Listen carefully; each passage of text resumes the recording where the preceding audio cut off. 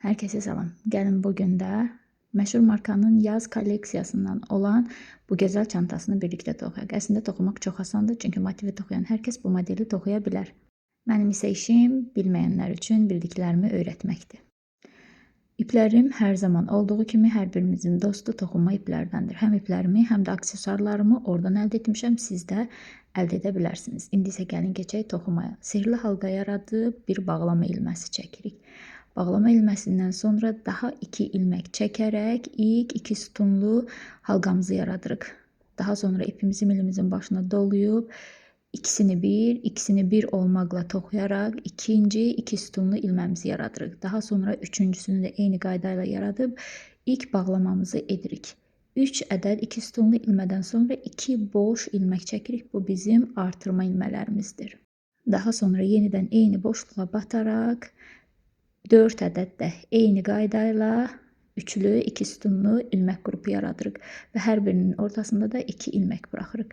Sonra bizim uzun qalan ipimizi çəkib halqamızı bağlayırıq. Bağlama etdikdən sonra bizim artıq yumru halqamız kvadrata dönür. Sonuncu gördüyünüz kimi 2 ilmə çəkəcəyimiz boşluğumuz boşdur.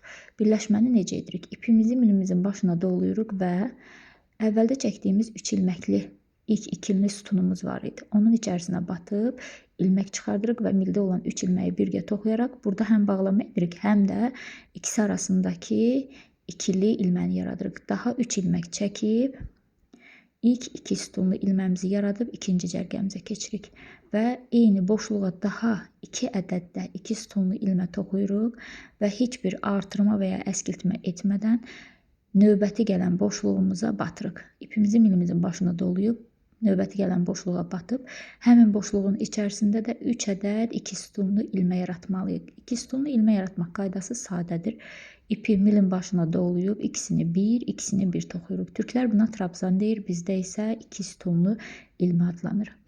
2 sütunlu ilmələrimiz 3 ədəd olduqdan sonra 2 ədəd boş ilmə çəkirik. Kənarlar hər zaman artırma üçündür, yəni hər boşluqda 2 ilmə çəkməliyik və qayıtıb gəlib çatırıq ilk dəfə batdığımız boşluğun içərisinə. Yadınızdasa burada da 3 ədəd 2 sütunlu ilmə toxumuşduq. İndi yenidən eyni boşluğa 3 ədəd 2 sütunlu ilmə toxuyuruq və burada yenə bağlama etməliyik və 2 ədəd boş ilmək çəkməliyik. Bunun ikisini birləşdirib ipimizi milimizin başına dolayıb yarım 2 sütunlu ilmə formasında bağlama edirik. Eyni qayda ilə 3-cü cərgəmizdə də 3 ilmə çəkib növbəti cərgəyə keçirik.